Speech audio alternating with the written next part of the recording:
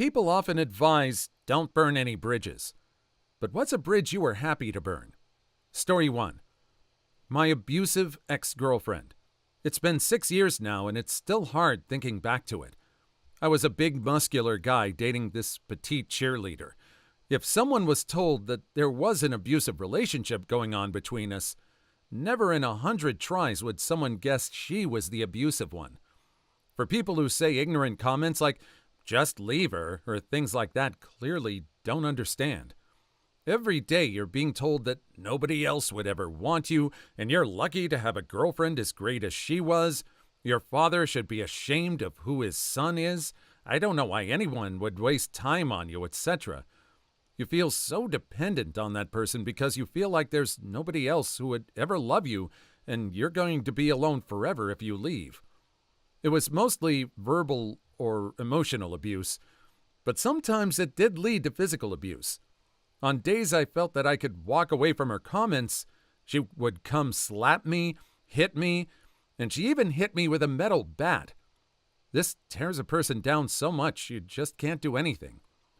The only way that I was able to leave her was that I completely accepted that if I left her, I probably wouldn't ever find anybody else to ever care about me at all, and I would always be alone.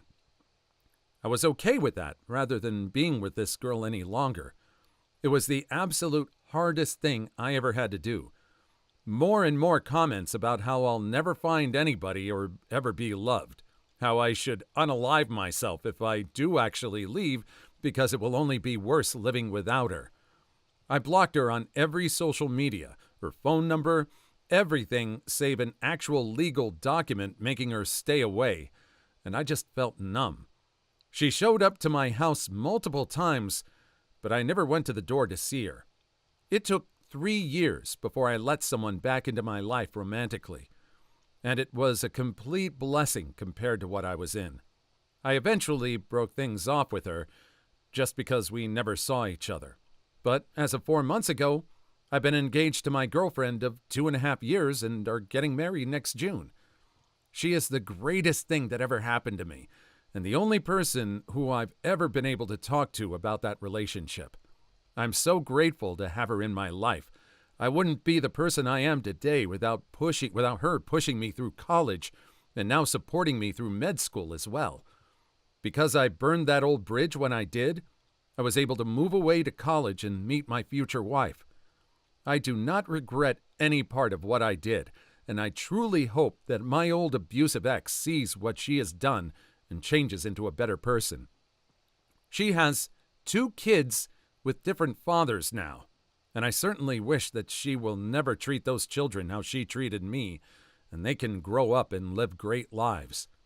That last statement feels a bit ominous. I really hope those kids do turn out well. And as for this person, it's amazing that there was a new person and the only person that he was able to share this type of relationship with. Out of everybody in this person's life, there was only that one person he felt good talking about. It's amazing that he's found who he's found. Story 2. I worked on the railways on an agency contract. I had a week off, sick, unpaid, because I'd worked 12-hour shifts for 9 days straight, and my body just shut down. Phoned in and okayed it with the boss, went to my GP, doctor, and had a blood test. Turned out I was anemic and I'd lost weight. Probably because of the long shifts and lack of proper food on the short breaks at work. I came back a week later and I was told in no uncertain terms that if I had any more time off sick, I needn't bother coming back. I had no employment rights because technically I was on a 0-hour contract, even though it was rare for me to work anything less than 45 hours a week. So I pretended for a few weeks that I'd forgotten that comment. I then booked all of the allocated holidays in one go, all 3 weeks of it. Because it was out of peak season and there were no strikes planned, they could do nothing but accept my request. A few days before the end of my holiday, I sent an email to the HR department at the agency explaining that I'd like 2 more weeks off, unpaid, because I was cut off from the country. Again, can't deny me that because I claimed to be out of the country and unable to return, and I was on 0 hours. 2 weeks later, and the night before I was due to return to work, I faxed them my resignation, stating I was leaving with immediate effect. That way, they would only read it first thing the next morning when I was supposed to arrive for my shift. They then had to locate somebody urgently to replace me. I did this because the agency paid us 2 weeks in arrears, and the contract states that if you don't give 2 weeks' notice before you resign, you forfeit all money owed to you. But because I just had 2 weeks off unpaid, they had just paid me for the second and third week of my allocated paid holiday. They didn't owe me any money, and so they couldn't withhold anything from me. I knew the boss was annoyed because I received my P45 attached to an email, and in the email it said that because of my disregard for their resignation policy, they're unwilling to provide an employee reference to any future employer. Joke's on them. I left to become self-employed. The contract states that if you don't give 2 weeks' notice before you resign, you forfeit all money owed to you. I don't think this is illegal. I don't think this is legal, actually. I'm almost sure it isn't in California. There is just so much in California, or just any place, where they will lie to you about what they owe you and about what is expected of you. And I remember that from working in California in a lot of stuff, and I was doing a lot of freelance work. So just read the employment policies and read the laws where you are about what is actually legally required they do to pay you. This person just worked the system hard. Story 3. I'm on good terms with all but one of my exes. Some are even pretty good mates now. All of my exes have one thing in common, and it's that all of them cheated. But time and moving on has allowed me to get over the hurt and have most of them still in my life in one way or another. Except one. My very last one I know I just can't be a bigger person about. He went to Thailand for a boys' trip about a month after we started dating. He'd call me every single day saying how much he missed me, etc. One of those days being Valentine's Day. When he got back a few weeks later, he said that being apart from me made him realize he never wanted that again and proposed. I was a little taken aback, but I was in my late 20s then. He treated me really well and was working. Yes, bonus. So I said we should definitely consider it after our honeymoon phase wore off.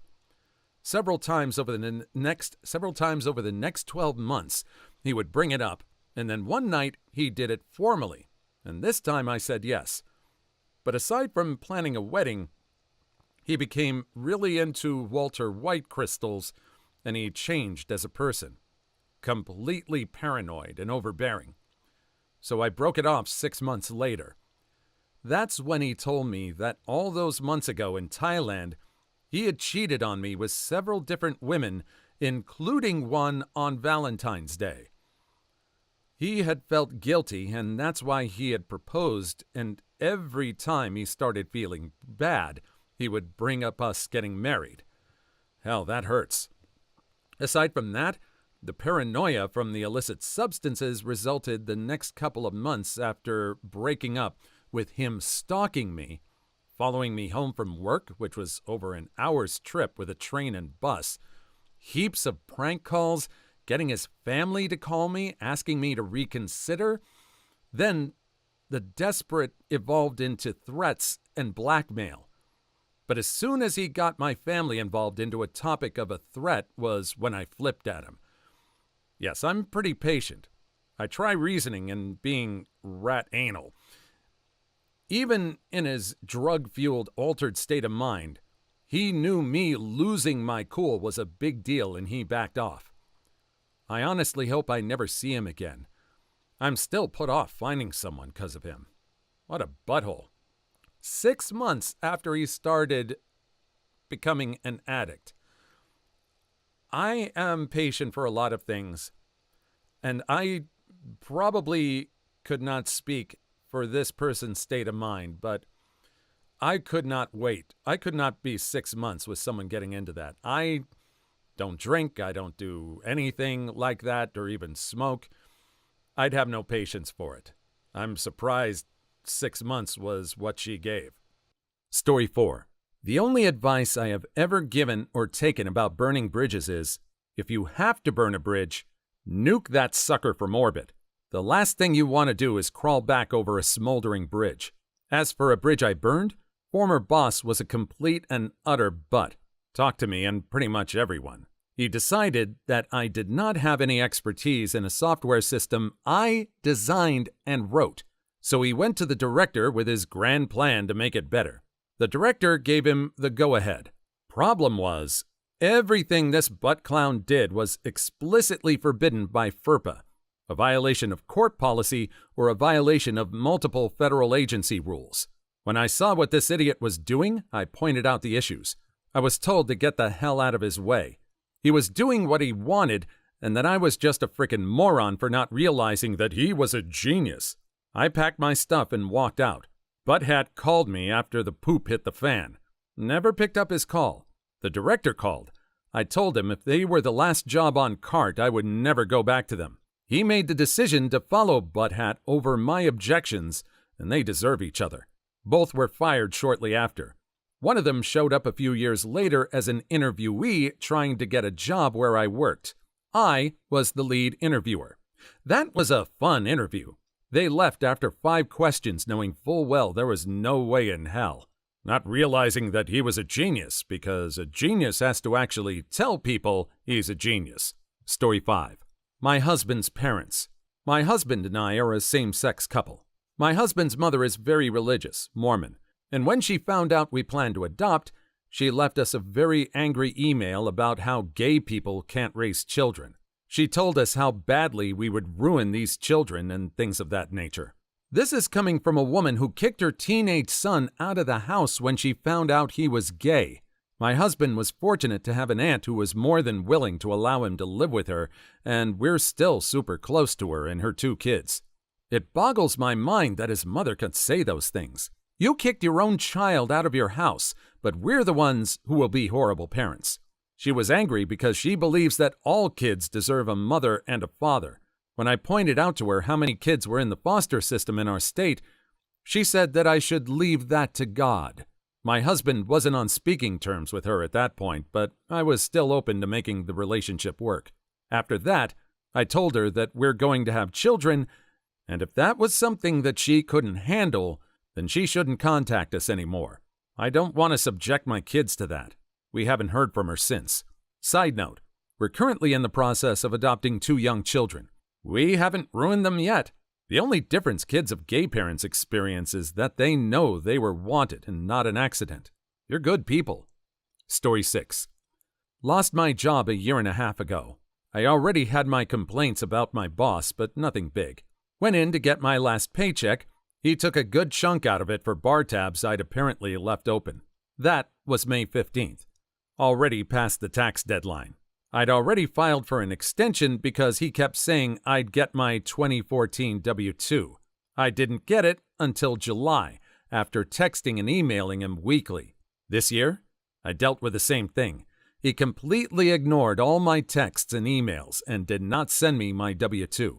I filed for an extension, and in October, after never hearing from him, called the IRS to see if I could get the copy from me. They didn't have it. He never actually filed my taxes. My coworkers got theirs mostly late, and after weeks of pestering. So, the IRS is looking into it, and I need to file my taxes, now late, with an estimated income. Here's the tricky part. We all got handwritten checks from him. No pay stubs. If we wanted, we could sign the check over to him, and he would cash it out of the till right then. He also demoted me from kitchen manager at $12 an hour to cook at minimum wage. I still had to train the new manager, who quit after 2 weeks during a particularly bad Sunday brunch. He hadn't actually told me my pay was getting cut. I only found out when my next check was a few $100s short. Honestly, I have no idea how much I earned from him in 2015. He may not know either. If it comes down to a full-blown IRS investigation, there are lots of other things I'd like to tell them. Curse that jerk and his awful restaurant. I hope he lands in jail. I doubt anyone will read this far down in this thread, but it felt great to rant. Be very helpful to the IRS. Very helpful. Again, know the law, know the company policies, know what companies can and cannot legally do, because they're not going to tell you. Story 7. More or less burning a bridge now. For years, my father hated his sister and how her daughter acted. Being the upbeat person I am, I tried to get him to act kind and perhaps mend things. Never really got why he was so ticked to my aunt all the time. Sure, they'd made some untasteful comments about my grandparents passing and them getting the house and stuff, but hey, family. Q 2009, my dad is passing away of cancer. His last Christmas is somber and a lot of families show up. Except his sister and my cousins. My dad passes, his funeral held, and dear deity, I almost decked my cousin at one point for a comment she made to my face.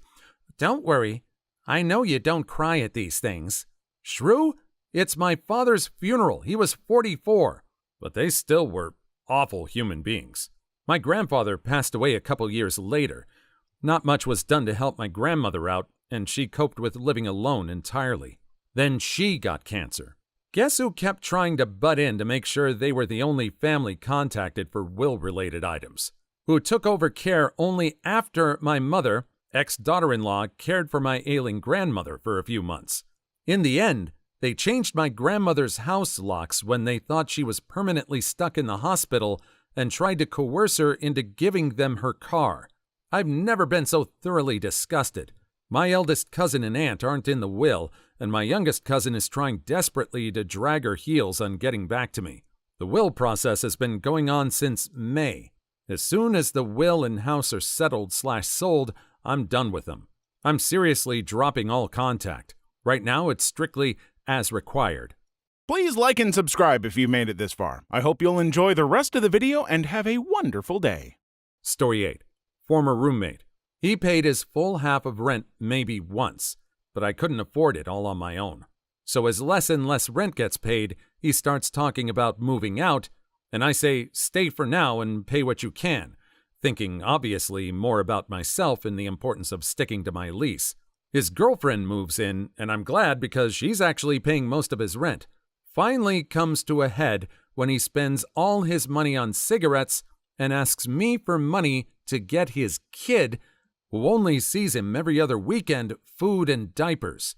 It ends in an actual fistfight because he's a butt and wants to get in my face when I start telling him to be responsible for his kid. I tell him the only reason he's still allowed to stay here is the money, and it's not worth it, so he needs to leave now.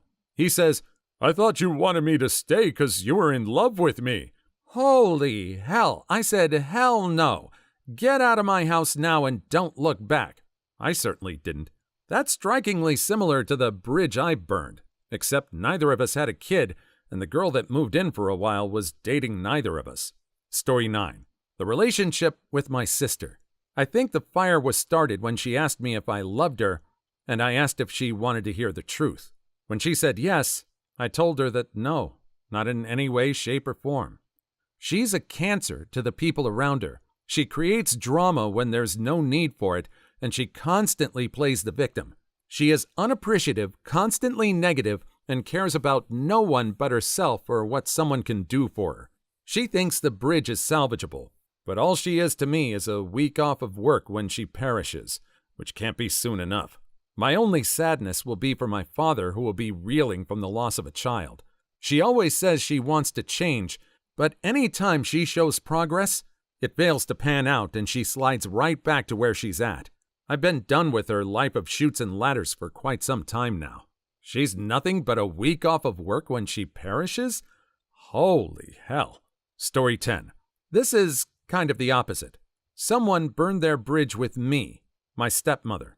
She was, and still is, I imagine, a toxic person. She spent years emotionally and mentally abusing me when she was drunk out of her mind. When I found out I was pregnant, I simply had enough because I didn't want my future child to endure it either and walked out of her life. as well as my father's, but that was a slightly different story. 7 years go by. Then my father passed fairly early in life and everything exploded. She didn't inherit his father's trust fund. He perished before the cutoff date. As my grandfather's only grandchild, I got it, much to her disappointment. For months after my father passed, she tried to repair our relationship, but her drunken hatred towards me was burned into my mind. While I felt bad that she was broke and possibly about to become homeless, I refused to help her simply because she and my father refused to help me when I was broke and homeless with a baby. I blocked her and all her children on any social media, changed cell phones, and even moved to a house that GPS can't really find 90% of the time. Story 11. Best Buy. I worked there during college, and one of the managers got mad about my numbers and told me I would be stuck at Best Buy forever because I was worthless and had no skills. I told him, "Want me to prove you wrong?" and walked out. Look at me a year later. Graduated college and making $60,000 per year at an easy-as-hell, low-stress IT job. I stopped back in and made sure to tell him all about it in a condescending, cocky way. Curse you. As a former Best Buy employee, I say congrats. I had the same type of manager, would get mad about the numbers and all. She got fired, and I have an awesome job working in digital imaging. I wish I could go back and tell her like you did your boss. Story 12.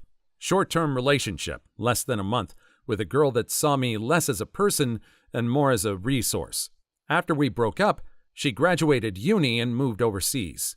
When she got back, she got in contact with me and asked for a catch-up lunch. This was the first time I'd heard from her in 5 years, so I agreed. At lunch, she told me that she needed me to find her a job, find her a place to live, and to lend her enough money to buy a car. I gave her a fairly enthusiastic lecture and left her with the bill. Story 13. An uncle who was heavily influenced by neo-Nazism. I discovered at a family Christmas and announced in front of the whole extended family that I was embarrassed to be related to him and that he was proof you can choose your friends, but you can't choose your family. Wouldn't change a thing. I won't attend his funeral, but I might send a note saying I approve of it. One of the best things allies can do about racism is to stand up and express disapproval when it's seen. Too often we awkwardly sit in silence, not realizing the bigots take that as agreement. Story 14. I quit the car business after selling for 9 years. I had put up with the CEO's daughter getting preferential treatment for 2 years and had had enough. She had progressed from being a bad salesperson to a lazy internet salesperson to a clueless finance manager. I had another job lined up and was already leaving, but they wanted me to work a Saturday as my last day. So I went into her office and told her that she was mediocre at her job, that we all knew why she was in her position, and that she can't rely on daddy for the rest of her life. I told her that the salespeople didn't respect her and that she has to earn it. Then I left. You probably did her the biggest favor of her life, if she had any sense at all. Story 15. I quit my last job without giving a notice. The old bag at HR was such a runt about it, but I felt really freaking good to be in a position to do that. I always wonder how long I could string along a paycheck after leaving. Like, maybe calling in sick a few times, maybe stopping by once or twice and letting people see me, and basically see how long it takes for them to actually know that I'm not there all day and do not work at all. At least 2 weeks, I'd imagine. Story 16. My father and I had been estranged for a few years. I'd stopped talking to him because in every conversation he attempted to manipulate me into giving him money, resources, or pity. After 4 or 5 years of silence between us, he called my mom and told her to tell me that if I didn't start calling him weekly, he'd unalive himself. I told her I was willing to call that bluff, and if he did unalive himself, it wouldn't be my fault. Mom asked what she was supposed to tell him. I told her to go ahead and tell him what I said. He's made no further attempts to contact me. He still calls my mom and sister when he wants stuff or attention. But apparently, I'm a big fat meanie. Story 17. My ex-fiancé. Months before the wedding, he cheated on me and gave me chlamydia. I got the test results when he was on a business trip. I called and canceled our wedding. We still had to pay for it. Took my stuff and the dog, then moved out while he was gone. He came back to an empty house with a note and my test results with the ring on top. Ouch. Still a great way to dump him. Story 18. Quitting my first minimum wage job.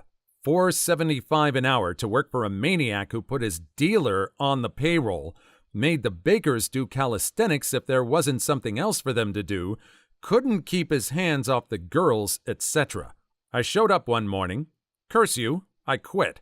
Threw my apron down on the ground and walked out. That was 20 plus years ago, and it's never been a problem for me since. Story 19. My granddad. He psychologically abuses my grandma and puts her down any chance he gets, and has done for years.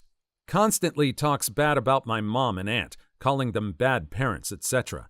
He had a stroke a couple of years back, and I felt bad for him for a while, until realizing that he was a horrible human being before and after the stroke. Now none of us talk to him, apart from my gran, as she refuses to leave him, even though all they do is argue. Story 20. I'm a construction super. Young project manager visited my job for a client meeting. Tell me to go out and get him a Coke while the grown-ups talk. Went outside. When he came out, I told him to never talk to me like that again. Got in my face and thumped his finger on my chest while talking smack. I laid him out. Went into the job, packed up some personal stuff, and went home. Curse that guy. Curse that company. Story 21. I burned a bridge with my ex, and I'm so glad I did. For the longest time, I had a really hard time burning a bridge with anyone. I didn't like the idea of someone in the world having a foul opinion of me. I wanted everyone to like me. After my ex cheated on me, I realized that not everyone deserves a relationship with me, and I don't need to be liked by everyone. Story 22.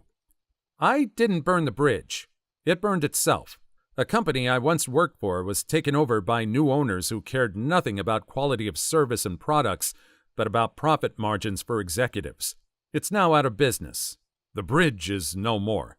Story 23. Left a friend who was toxic. Claimed she'd constantly hit me. Did hit me. Got pretty violent and all emo.